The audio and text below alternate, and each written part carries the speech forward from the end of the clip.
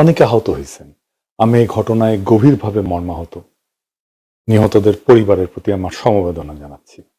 এই দুর্ঘটনার পিছনে আছে সংক্ষিপ্ত রোডম্যাপ, মানে নিরাপত্তার অজুহাতে রোডম্যাপ ছোট করে দিছে চট্টগ্রাম মেট্রোপলিটন পুলিশ। গত বছরে যেই রোড দিয়ে গেছিল এই মিছিল, এই বছরে তার জায়গাটা কমায় দেওয়া হয়েছে। অল্প জায়গায় অনেক বেশি মানুষ একসাথে হওয়ায় ভিড় চাপাচাপি বেশি হয়েছে। এটাই দাবি করছে সেখানে যারা ছিল। এডিটর সাহেব, গত বছরের রোডম্যাপ আর এই বছরের রোডম্যাপটা একটু দেখান না। দেখেন কত ছোট এবারে। আমি সবাইকে বলি যে যেটা রীতি, যেটা প্র্যাকটিস অনেকদিন ধরে চলে আসছে, সেটাতে হস্তক্ষেপ করবেন না। এই রোডম্যাপ অনেক আগে থেকে তৈরি, অনেক মানুষের, অনেক মুরব্বীর বিবেচনায় এটা তৈরি হয়েছে, অনেক দিনের প্র্যাকটিসের পরে তৈরি হয়েছে। এটা কয়েকজন পুলিশ অফিসার বদলাই দিতে পারে না। এই জায়গাটায় হাত দিয়েন না। অনেকবার বলি, রীতির মধ্যে হাত দিয়েন না। যাই হোক, এর মধ্যে ঘটছে আর এক ঘটনা। কি সেই ঘটনা?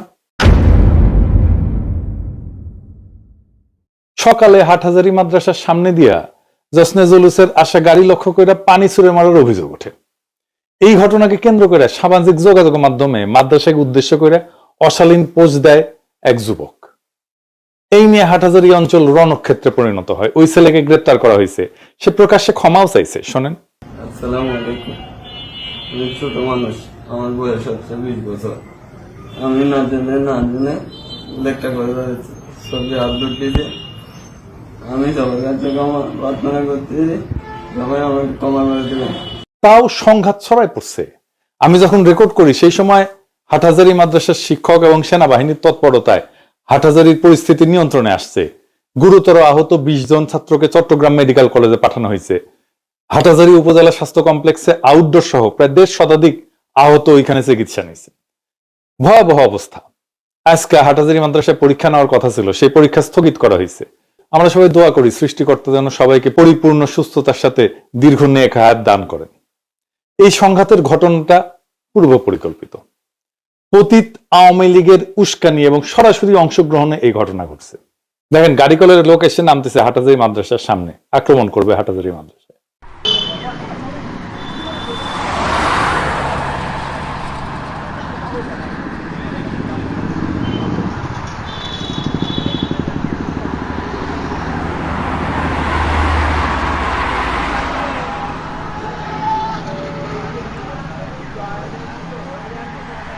যদিও চট্টগ্রামের দুই পক্ষের মধ্যে ঐতিহাসিক দ্বন্দ্ব আছে, আমি সেটার বিস্তারিতে যাব না। তবে বিগত বাকশালী আমলে সুন্নি কমিউনিটির অনেকেই আওয়ামী লীগের সহযোগী ছিল, তাদের সুবিধাভোগী ছিল।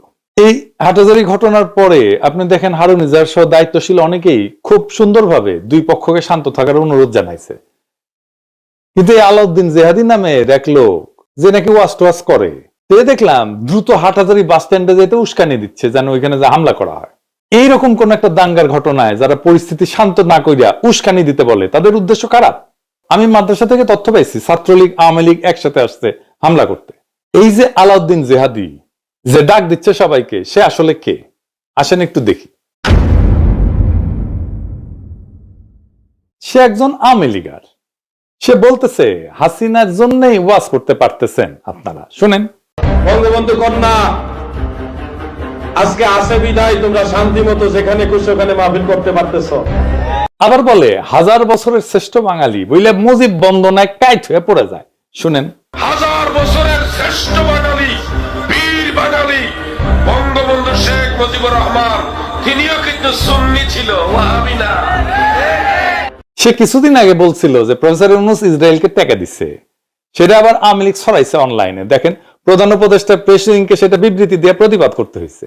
আবার উল্টা নাকি সে নিজেই ইসরায়েলে গেছিল, যখন গাজায় হামলা চলতেছে তখন সে বলতেছে লাইভ করে আল-আকসার সামনে থেকে যে ইসরায়েলের সেনারা খুব হেল্পফুল, ভালো।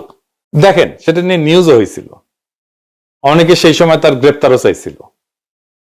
আবার দেখেন, সে কয় আয়না ঘর কই, আয়না ঘর বললে কিছু নাই, আমারও তো হাসিনা জেলে নিছিল, আমারও তো আয়না ঘরে নেয় নাই। মানে মানুষ মনে করবে আরে সর্বনাশ, কঠিন বিপ্লবী, ফ্যাচি বিরোধী লড়াইয়ের কঠিন সৈনিক। শুনেন আগে কি বলে। তারা বলে খালি আয়না ঘরে ঢুকাইছে। এত আয়না ঘর কই ছিল? কত মানুষ জেল খাটলো, কেউ কইল না আয়না ঘর আছে। আমিও তো জেলে গেছিলাম। আপনারা কি জানেন না? আমিও তো জেলে গেছিলাম, আয়না ঘর আছে, এই খবর তো জানতাম না। তোরে হাসিনা কেন জেলে নিছিল জানেন? জানেন না? আল্লামা শফি হুজুরের নামে কটূক্তি করেছিল। এই জন্য দেখেন, মানে সে ঐতিহাসিক ভাবে হাটহাজারির পিছনে লেগে আছে। এখন অবশ্য বিএনপি শেল্টার নিচ্ছে। দেখেন কি বলে বিএনপি নিয়ে। মানে বিএনপি আপনাদেরকে বলছি, ময়দান থেকে আওয়ামী লীগের সরাই এখন আপনাদেরকে সরানোর একটা পায়তারা চলতেছে, বিভিন্ন ষড়যন্ত্র চলতেছে আপনাদেরকে বিতর্কিত করার জন্য। সুন্নি কমিউনিটির ভাইদের বলবো, পতিত লীগের লেসপেন্সারদের খপ্পরে পড়েন না ভাইরা।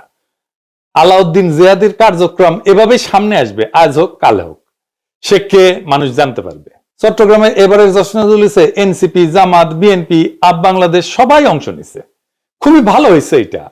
অনেক উৎসাহ উদ্দীপনা নিয়ে সবাই গেছে। আমরাও খুব তাকাইছিলাম যে এটা খুব ভালো একটা অনুষ্ঠান হইতেছে। তো সবার এইরকম একটা পদক্ষেপকে এড়ায় যায় হাটহাজারিতে হামলা করা মানে অন্য কারো হয়ে কাজ করা। এই অন্য কেউটা কে? এইটা হইতেছে ইন্ডিয়া। এটা ওয়াকারের মিলিটারি ইন্টেলিজেন্স। বাংলাদেশে যা যা ঘটতেছে আর যা যা ঘটবে কিছুদিনের মধ্যে, তার বেশিরভাগই করতেছে এই মিলিটারি ইন্টেলিজেন্স আর তারাই চাইতেছে ডাকসু ইলেকশন যেন ভন্ডুল হয়। ওরা জানে ডাকসুতে কারা জিততে যাইতেছে। সামনে কিন্তু আরো ঘটনা ঘটবে। আমি সাবধান করে দিই সবাইকে, সবাই খেয়াল রাখবেন। যেমন ঘটনা আগে কখনো ঘটে নাই এমন ঘটনা, কবর থেকে লাশ তুলে আগুনে পুড়ায় দেওয়ার মতো ঘটনা, এরকম ঘটনা বাংলাদেশে ঘটতেছে। সরকার বসে থেকে ঘুমায় আগুল চুষে।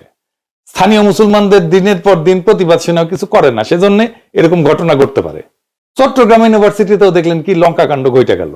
এর মধ্যে ঢাকাতে হাজার লোক নিয়ে আওয়ামী লীগ মিছিল করে, এক জায়গায় না কয়েক জায়গায়। আওয়ামী লীগের এই সাহস কই থেকে আসে জানেন?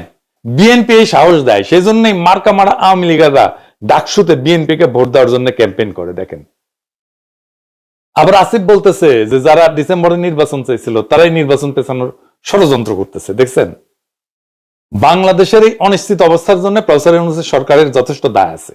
বিপুল জনসমর্থন নিয়ে ক্ষমতায় আসছিল, এক বছরের মধ্যে সে তার মূলধন পর্যন্ত সে খায়া বসে আছে। আওয়ামী লীগের তো পয়সার অভাব নাই, সে টাকা আসতেছে, খালি একের পর এক ঘটনা ঘটাইতে পারতেছে আর চুপ করে বসে থাকতেছে। পুলিশ তো আছে, সাথে আর্মিও আছে, ফুল ম্যাজিস্ট্রেসি পাওয়ার নিয়ে মাঠে। এরা জানে না হাজার খানেক লোক একসাথে হইতেছে আওয়ামী লীগের, কই হইতেছে। এদের ইন্টেলিজেন্স নেটওয়ার্ক কি এতই দুর্বল? এই এত দুর্বল হইলে ইলেকশন করবে কিভাবে আর ধরবে কি? ওয়াকারি তো প্রোটেকশন দেয় আওয়ামী লীগের মিছিলকে, যে ধরা যাবে না, সেজন্য করতে পারে আওয়ামী লীগের মিছিল। প্রফেসর ইউনূস এখনো পরিস্থিতি সামলাইতে পারে, কিন্তু বলে লাভ কি? বলে লাভ নেই, বললেও করবে না। তাও বলবো কি করা উচিত, ডাকসু ইলেকশনটা পার হোক। অনেক কিছু নির্ভর করতেছে এই ইলেকশনের উপরে। আমি আপনাদের হতাশ করতে চাই না, এটা মনে রেখেন। আমরা এটা ভুলে যাই না যে বাংলাদেশ কখনো ভীরুদের দেশে পরিণত হয়নি। ইতিহাসের প্রত্যেকটা বাঁকে প্রত্যেকবার জনগণ রাস্তায় নামে প্রমাণ করছে ইতিহাসকে সে তার নিজের হাতে লিখতে জানে। এই শক্তিই আমাদের আসল মূলধন, আমাদের আসল ক্যাপিটাল। আজ আমাদের সিদ্ধান্ত নিতে হবে, আমরা কি অশান্তির খেলোয়াড়দের হাতে বন্দী থাকবো, নাকি ভবিষ্যৎ প্রজন্মকে একটা নিরাপদ, মর্যাদাপূর্ণ, গণতান্ত্রিক বাংলাদেশ উপহার দেব। স্মরণে রাখেন, আমাদের ঐক্যেই কিন্তু তাদের ভয়, আমাদের শৃঙ্খলাই তাদের ষড়যন্ত্রের শেষ, আমাদের সাহসী বাংলাদেশের আগামী দিনের আলো।